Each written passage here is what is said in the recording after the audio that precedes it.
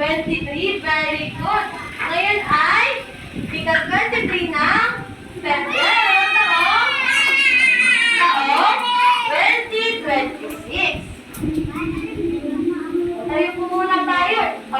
Patingin nga po ng maayos na linya.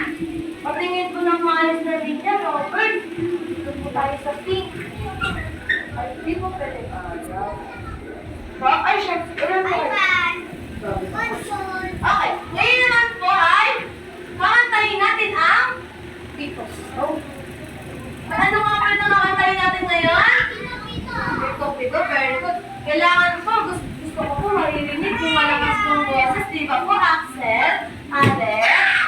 Dapat po malakas yung boses sa pagkanta. Maririnig ni teacher. Handa na po ba kayo? Handa na po ba kayo? Bakit po hindi? Mamaya po handa na tayo. Yes. Yes, happy birthday. Okay po. Yes. Pito.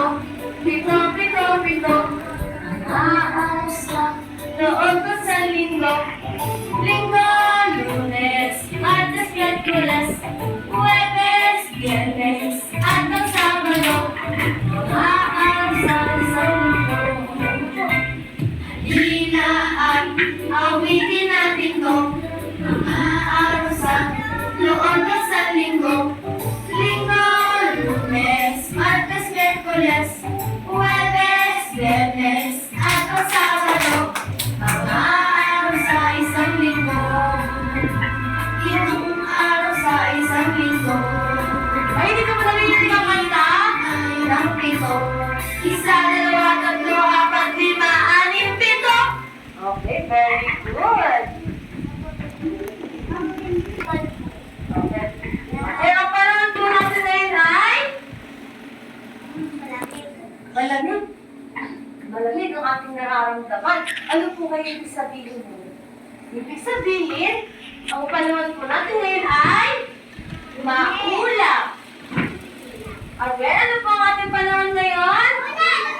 Maulap. Very good.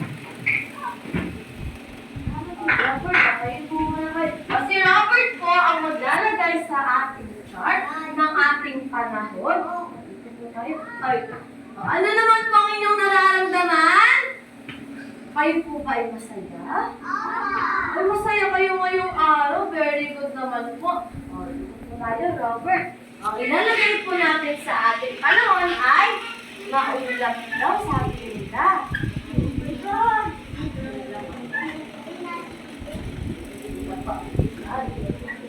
Ano daw po ulit ang inyong nararamdaman? Ano po ang inyong nararamdaman? Masaya. Very good. Masaya daw sa'yo, Robert. Ayan, palakpakan naman po natin si Robert. At again, palakpakan natin si Robert. Yung anak sa palakpak. Ayan, very good. At dahil dyan, palakpakan po. At dahil dyan, kakantahin naman po natin ang panahon. Handa na po ba kayo kumanta ng panahon? Si Robert, kanina pa, hindi siya ready. Pero mamaya, ready na yan si Robert. Di ba po? Okay, very good. Sabay-sabay po tayo kakanta ng